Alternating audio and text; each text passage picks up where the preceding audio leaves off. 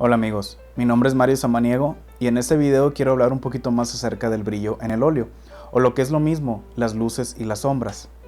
En mi video anterior había explicado brevemente lo que era el brillo.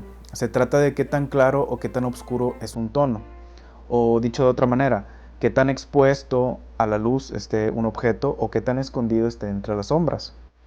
Entender y aplicar correctamente los siguientes fundamentos que voy a explicar en este video harán que tus obras parezcan más realistas y más profesionales. En la historia del arte hubieron grandes artistas que supieron explotar las teorías de las luces y sombras, logrando más realismo y drama en sus obras, como por ejemplo Rembrandt o Caravaggio. Chequen algunas de sus pinturas.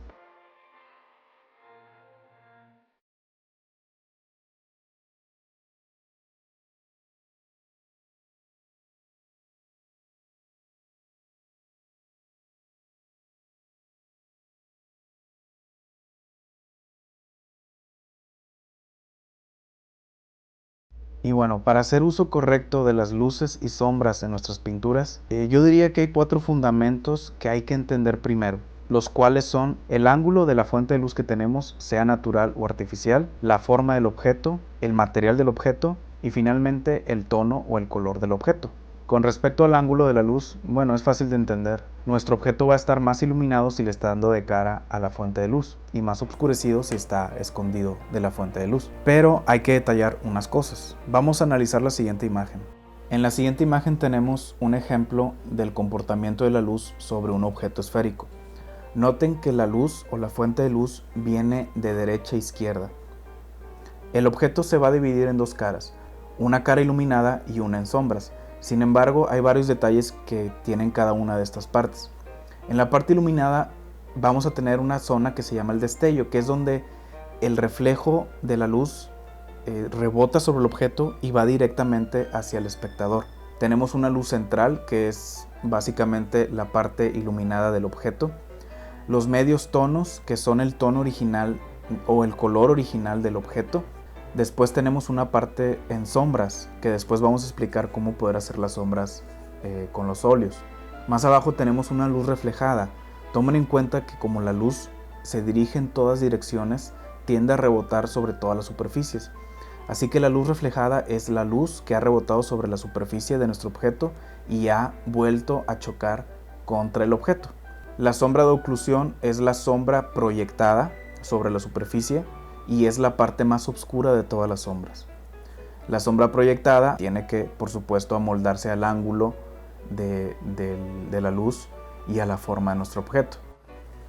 Acerca de la forma del objeto, hay que entender que todos los objetos a nuestro alrededor pueden simplificarse en 4 formas geométricas básicas, que son el cuadrado o el cubo, la esfera, el cono y el cilindro. Dependiendo de la forma del objeto va a ser el comportamiento de la luz sobre la superficie de los mismos. Por otro lado, el material del objeto que estemos pintando es muy importante también, además de interesante. Dependiendo de su capacidad reflectora, los materiales los podemos categorizar en 3 grupos: los objetos mate, los lustrosos y los reflejantes.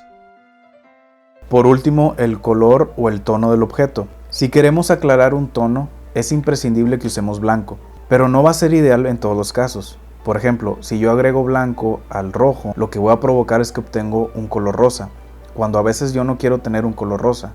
Entonces a veces hay que combinar tonos más claros a nuestro color original y blancos y amarillos. Pero eso lo vamos a ver más adelante en la práctica.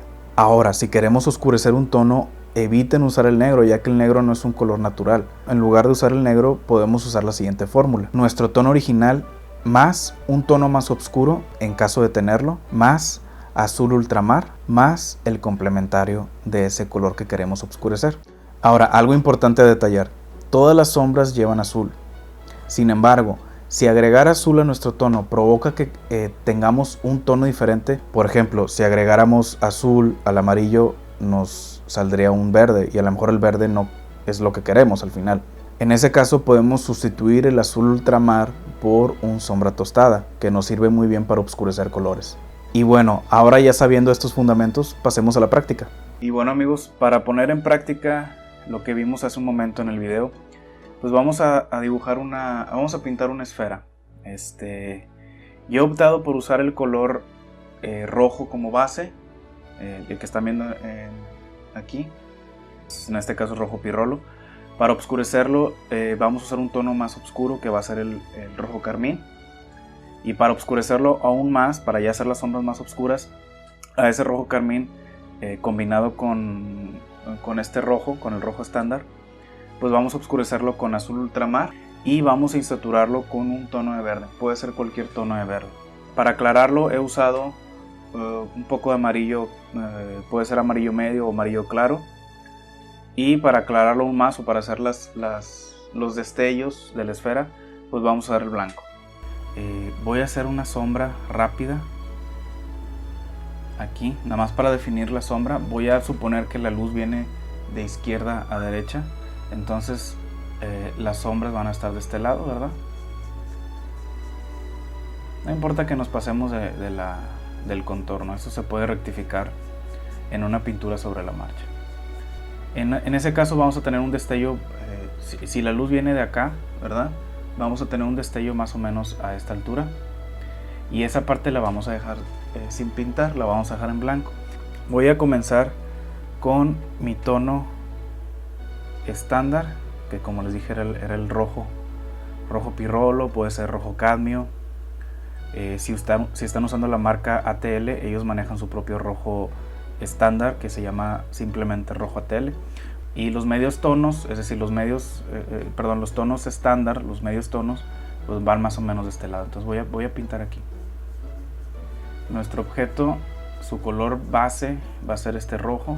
Entonces vamos a pintarlo hasta donde empieza la sombra que habíamos limitado al principio. Ahora las sombras, aquí es donde ya se empieza a oscurecer el objeto, ¿verdad? Entonces, como es un objeto esférico, las sombras empiezan sutilmente a aparecer. Entonces vamos a usar un tono un poquito más oscuro, que era el rojo carmín, y vamos a pintar aquí.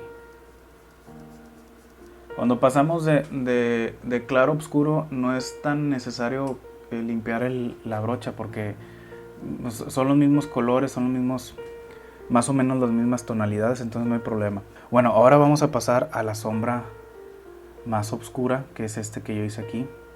Voy a agregar un poquito de verde y un poquito más de azul para oscurecerlo más.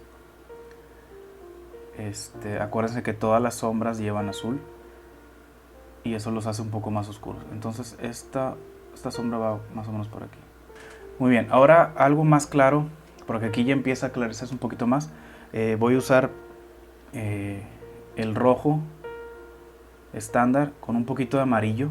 Los rojos generalmente se aclaran con amarillo y no con blanco, o tal vez podemos añadir un poquito de blanco nada más. Recuerden que este es el destello. Y ya que tenemos esto así, vamos a difuminar. Recuerden que la luz si la luz a sombras tiene que ser sutil, porque es una esfera. Entonces aquí podemos usar el dedo, ir marcando ese gradiente que va de la sombra, perdón, de la luz a la sombra. Fíjense cómo ahí se nota mejor el cambio de luz a sombra.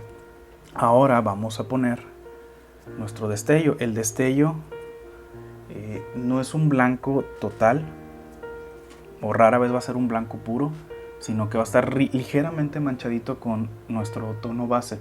Entonces voy a agarrar blanco que tengo aquí arriba, y como mi pincel ya está un poco manchado de rojo, estoy usando el mismo pincel y no lo limpié perfectamente, eso nos va bien, porque sí tenemos un blanco un poco manchado. Entonces así vamos a poder poner nuestro destello y vamos a esparcirlo un poquito alrededor